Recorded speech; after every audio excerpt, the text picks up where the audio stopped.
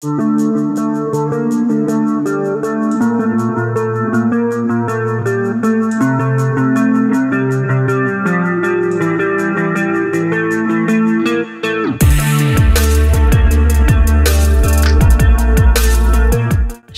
déni, colère, dépression, tristesse, résignation. Perdre un enfant est l'une des épreuves les plus dévastatrices et éprouvantes qu'une famille puisse traverser. En 2023, on aurait atteint un seuil de 4 décès pour 1000 naissances, soit le taux le plus élevé depuis 20 ans environ. Comment accompagner des parents et leurs proches dans le deuil d'un enfant ?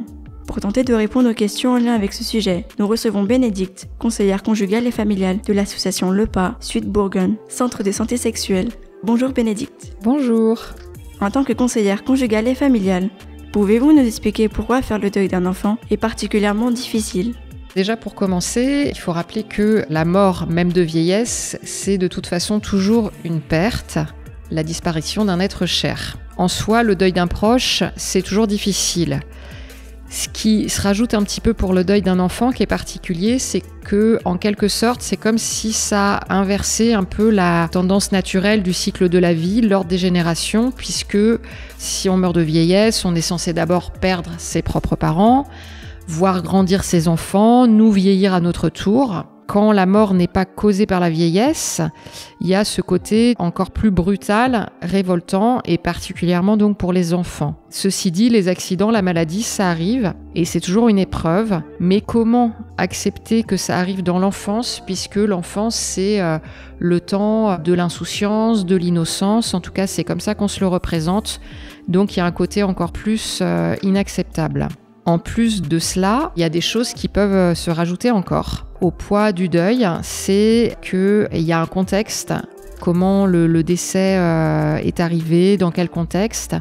Et il y a beaucoup de personnes qui ont tendance à se sentir coupables par rapport à ce contexte. Donc ils vont se poser plein de questions, se faire des reproches. Pourquoi j'ai pris la voiture ce jour-là ? Si j'avais su, je l'aurais pas puni si durement hier, parce qu'ils se refont le film de ce qui s'est passé avant le décès. Pourquoi ça nous arrive à nous ? Est-ce qu'on a fait quelque chose de mal ? Est-ce que Dieu nous punit ? Voilà, c'est des exemples de choses qui peuvent traverser l'esprit des gens qui vont rechercher en fait un sens à tout ça, alors que ça n'en a pas forcément. Il y a aussi de la culpabilité qui peut faire aussi que le deuil d'un enfant est particulièrement difficile, parce que parfois le décès est survenu suite à un manque de vigilance, une perte d'attention, et ça peut arriver, on n'est pas des robots, on est humains, donc c'est aussi des choses qui arrivent, même si c'est dramatique quand ça arrive pour des enfants, c'est aussi des choses qu'il faut pouvoir se pardonner, et il peut y avoir besoin de voir à ce moment-là un professionnel pour se libérer de la culpabilité, parce que ça peut vraiment empêcher de continuer à vivre sur le long terme. Donc il n'y a pas besoin de trouver un coupable, il n'y a pas besoin de se punir pour la suite de sa vie parce qu'un enfant est décédé.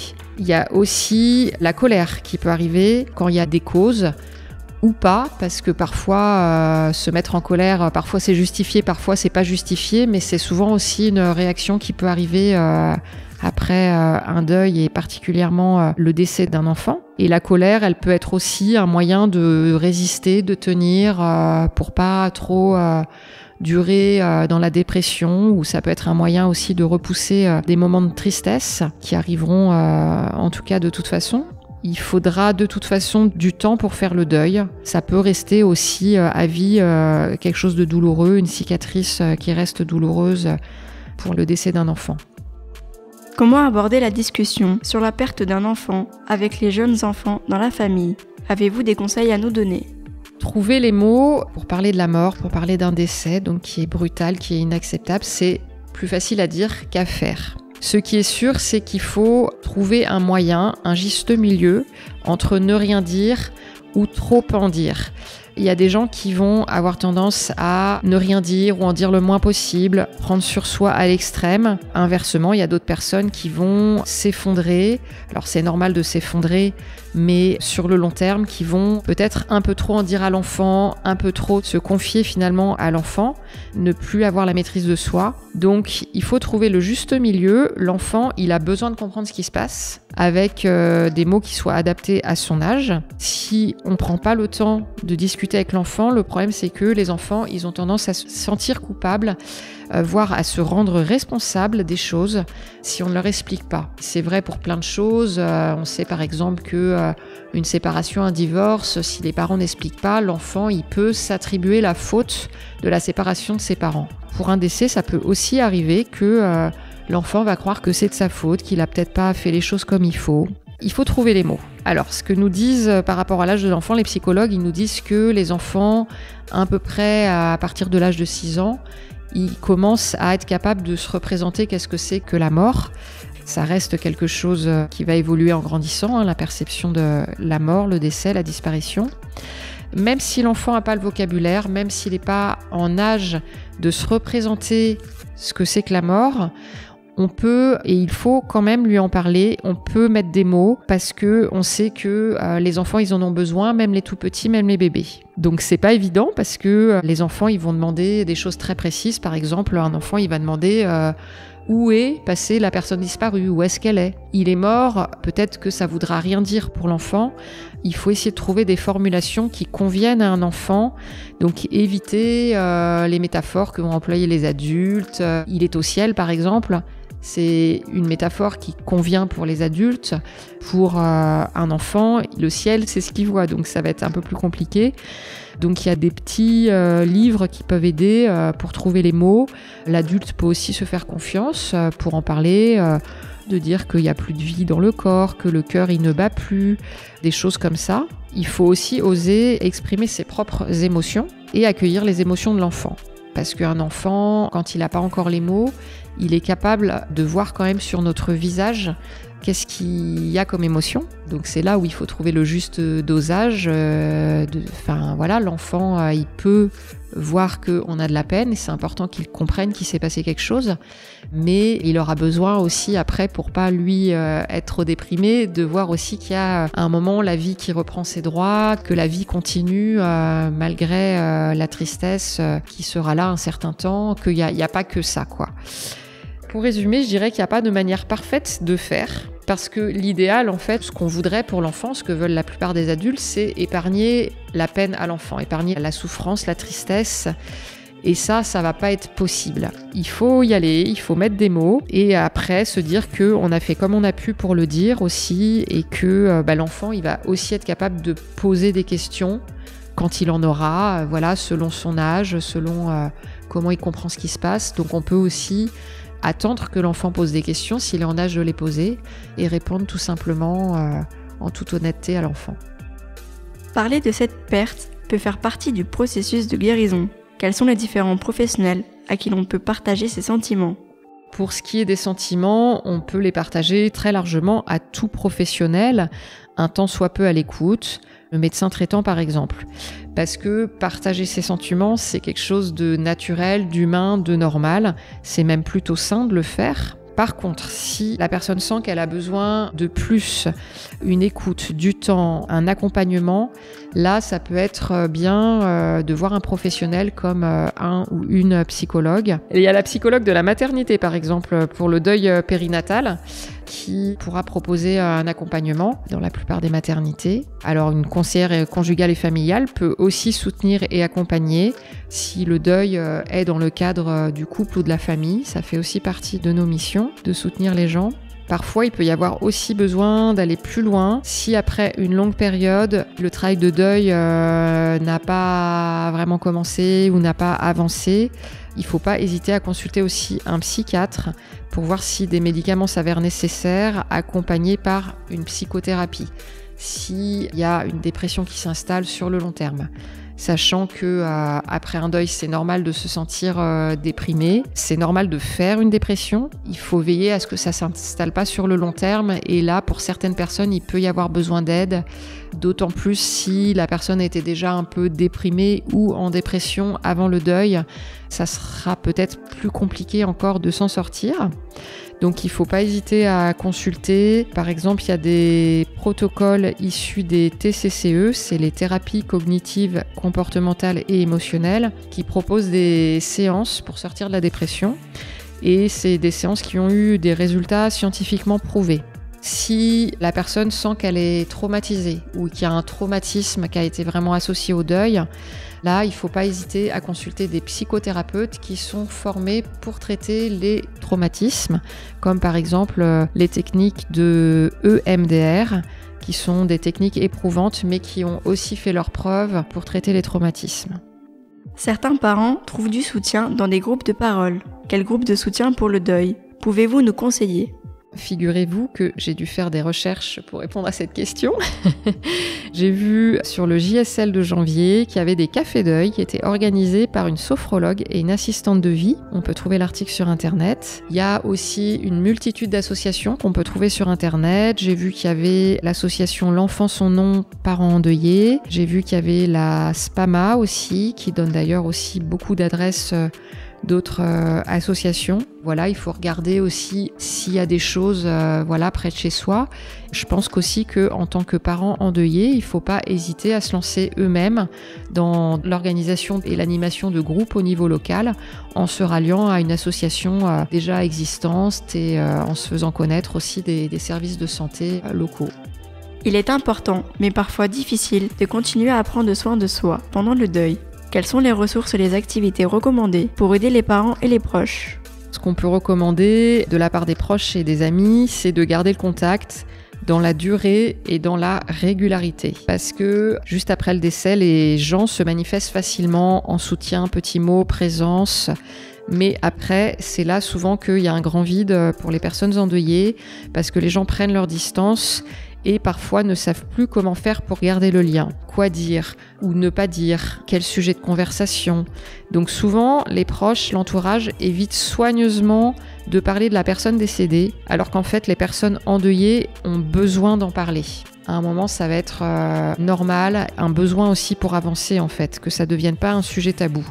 Donc ça peut devenir un sujet tabou, souvent, tout bêtement, c'est la peur de blesser, la peur de faire du mal, qui fait que les gens vont retenir les choses et vont garder ça au niveau de la pensée, mais vont pas oser formuler les choses. Et c'est vrai que des fois, c'est trop dur d'en parler. Voilà, il y a un temps pour tout, donc il peut falloir du temps aussi pour réaborder les choses et il faut pas s'en vouloir de pas y arriver.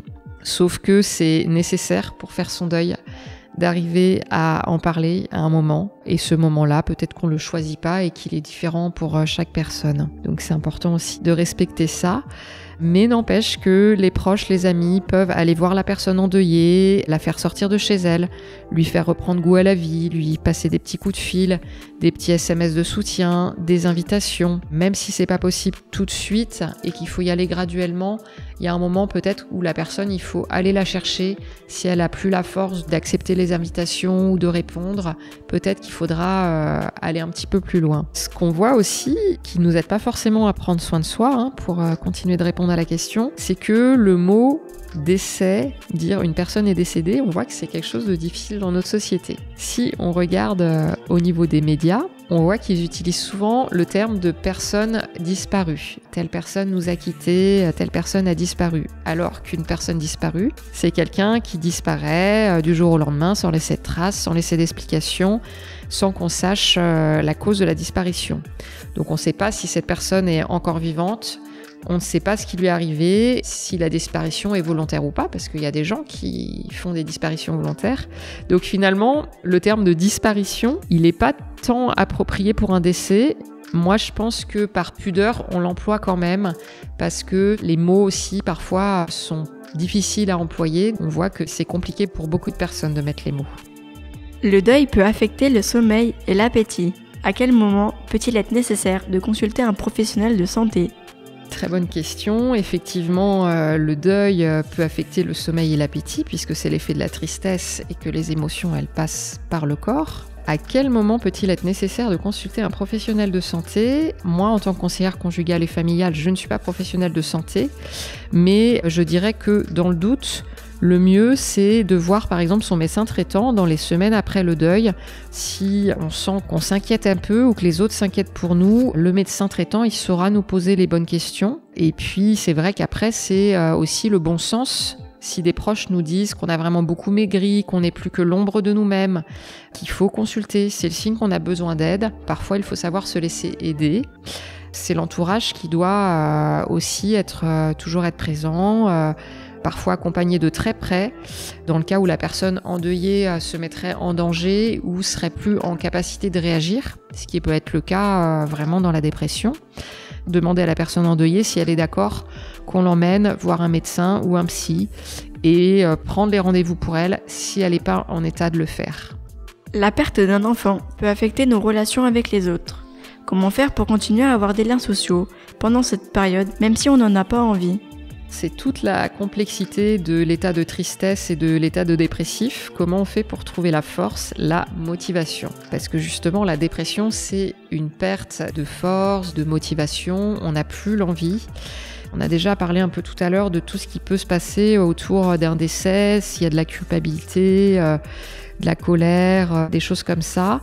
Est-ce qu'on s'autorise à reprendre le cours de notre vie ? Est-ce qu'on s'autorise à retrouver un petit peu le goût de la vie ? Le plaisir, la joie, les activités sociales, etc. Moi, je dirais que quand on arrive à se forcer, allez, j'ai pas envie mais je me force, je sors, je vais me promener, je réponds aux invitations, je réinvite, c'est l'idéal. Parfois, il faut du temps, de la patience. Donc, c'est vraiment dans le cas où sur le long terme, on retrouve pas une dynamique de vie, où là, il faudra peut-être se faire aider parce que ça peut être nécessaire pour repartir dans une dynamique. La vie reprend le dessus. Comment les conseillers conjugaux et familiaux peuvent-ils aider les parents à maintenir une communication ouverte et honnête pendant le deuil ? Quand vous parlez d'une communication ouverte et honnête avec les proches, moi, ce que j'entends dans votre question, c'est que c'est pas toujours évident tout ce qui se dit ou qui ne se dit pas justement quand il y a un décès. Qu'on peut souffrir de la manière dont le décès a été annoncé. On peut souffrir aussi des commentaires qui se font à la suite du décès, mais on peut aussi souffrir de ce qui ne va pas être dit, des non-dits, du silence sur les circonstances du décès par exemple. On peut aussi souffrir que tout le monde évite de reparler de l'enfant qui est décédé.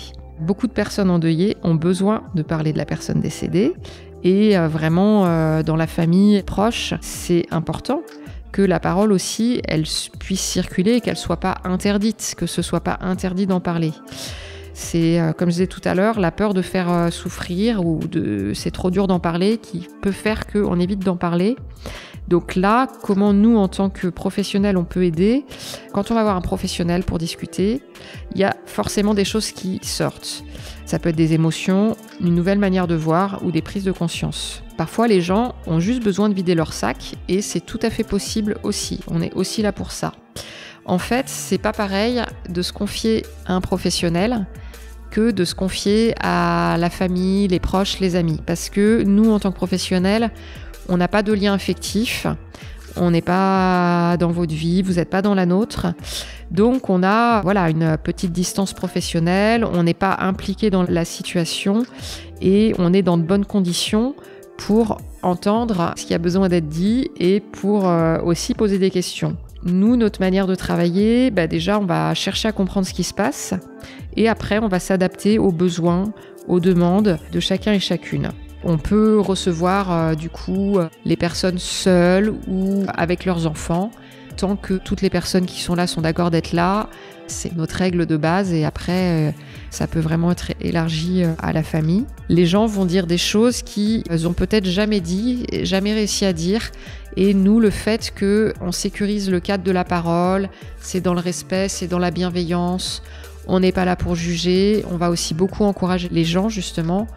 Essayer d'enlever la culpabilité, de dire aux personnes que elles ont géré comme elles ont pu, elles ont fait ce qu'elles pouvaient, qu'il n'y a pas besoin de trouver un coupable, qu'il n'y a pas de mauvaise personne dans l'histoire et qu'on est juste là pour essayer de se parler, de se comprendre.